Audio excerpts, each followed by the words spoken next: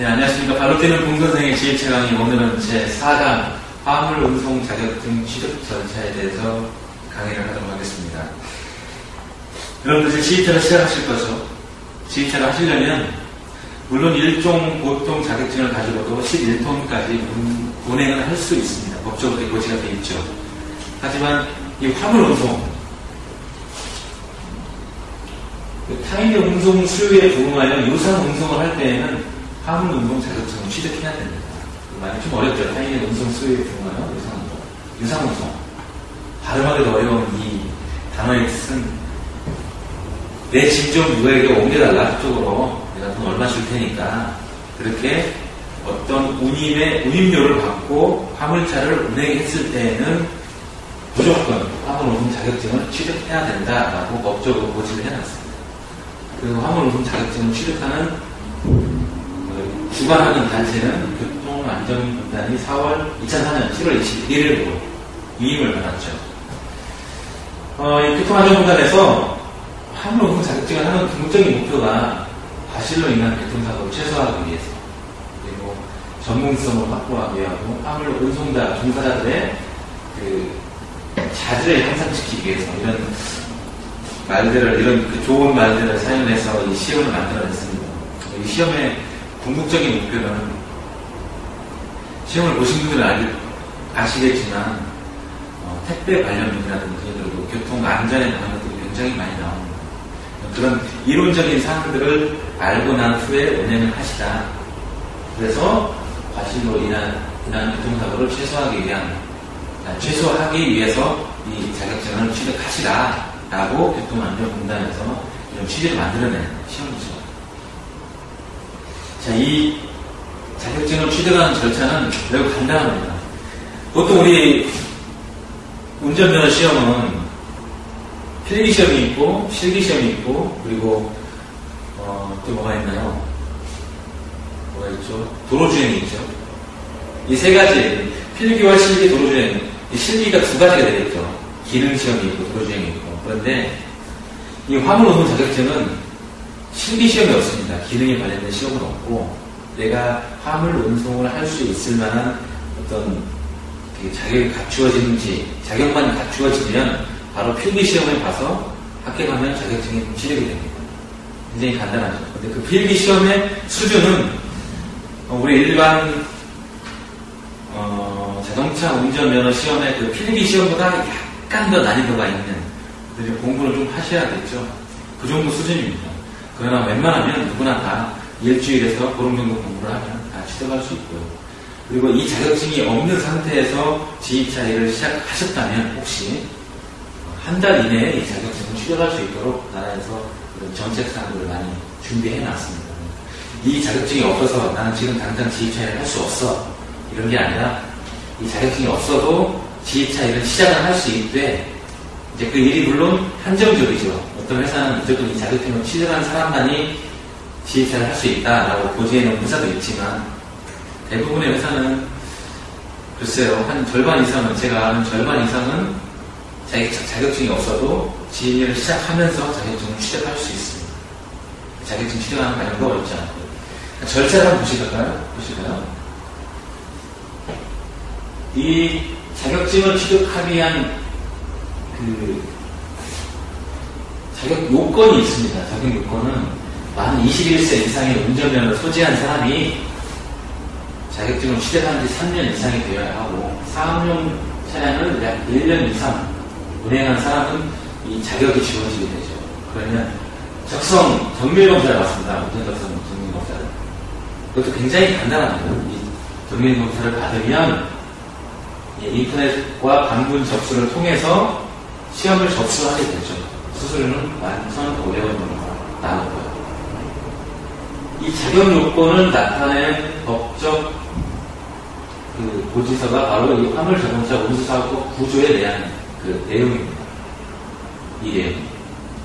그리고 접수를 이렇게 인터넷과 방문 접수를 하고 나면 이제 시험을 보게 되죠. 시험은 총 4과목이에요. 4과목씩 20문제가 출제가 되는데, 2과목을 1시간 보고, 2과목을 1시간 보고, 그렇게 진행이 됩니다.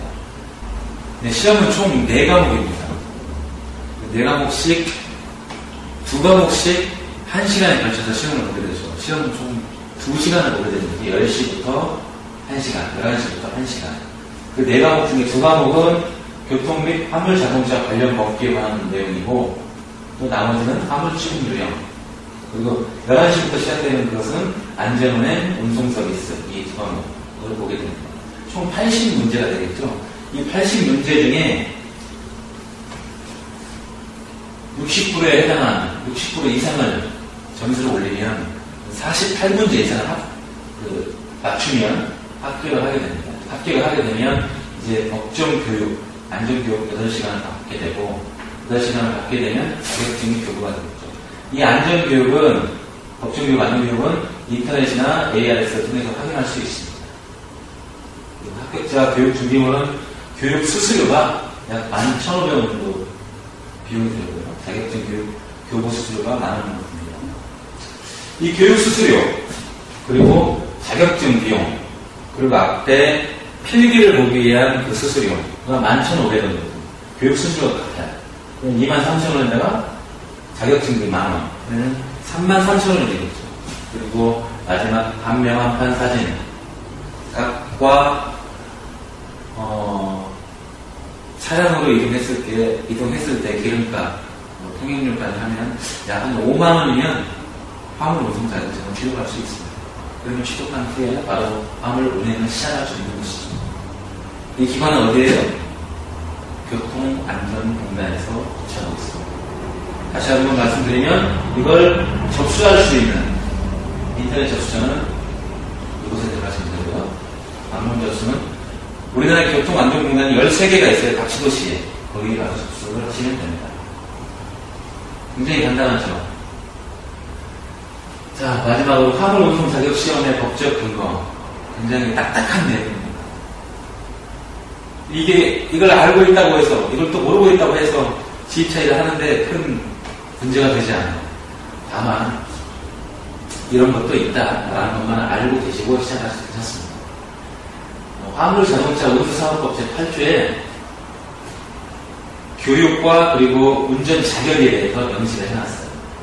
교육과 자격증, 운전 자격을, 요건에 대해서.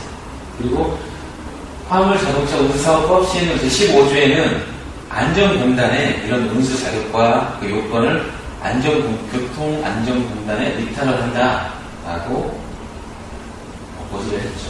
그리고 화물자동차 운수사업법 제18조에 18조부터 18조 9항까지 1항부터 9항까지 이 시험에 대한 실시 일자, 관리, 교육, 자격증 교부에 관한 모든 사항을 구체적으로 명시를 해놨습니다. 그리고 결정적으로 가장 센 내용, 여러분들이 가장 궁금하신 것, 이것을 미취득했을 때 단속에 걸리면 1,000만 원 이상의 벌금이 주어집니다. 파파라치들이 간혹 이런 것까지, 파파라치가 사실 신고할 수 있는 내용은 아닌데 사진을 찍어서 올렸을 때 그 사람이 자격증이 있는지 없는지 여부는 판단할 수 없죠. 하지만 파파라치는 아니겠지만 이걸 신고하는 사람들도 있어요. 왠지 저 사람 화물차를 운전하시는 분인데 굉장히 좀 능숙하지 못한 것 같다. 그러면 신고해서 이 포상금을 받아먹는 사람들도 있습니다. 물론 많지는 않죠. 이쪽 계통에 일하시는 분들이 사실 험한 일 하시면서 화물차 일도 험한 일도 포함이 됩니다. 험한 일 하시면서 그런 것이는데 그런 분들을 신고해서 포상금을 받으려는 사람은 많지 않죠. 다만 아주 재수없게 이렇게 걸렸을 때 이 정도의 벌금이 있기 때문에 여러분들이 가급적 지휘차를 하시려면 이 자격증을 취득하시고 난 후에 하시는 게 좋습니다. 그리고 이 자격증을 취득하시면 나중에 지휘차를 지휘차를 선택하고 난 후에 자기 개인 사업자를 내게 돼요. 이 개인 사업자를 내게 되면 이제 거기에 자기 자격증 현황도 같이 올라갑니다. 네, 이상으로 오늘 제4강 화물운송 자격시험을 취득하는 절차에 대해서 설명해 드렸습니다. 화물운송 자격시험을 꼭 봐야 된다, 볼 필요가 없다. 이 두 가지 상황에서 여러분들은 어디를 선택하시겠습니까? 안전하게 하시는 게 좋습니다. 그게 자기 가정을 지키는 일이고 자기를 지키는 일입니다. 여러분들 꼭 이 자격증을 취득하셔서 아주 안전하고 행복한 여러분들의 지휘차 생활이 되기를 기대해 봅니다. 감사드립니다.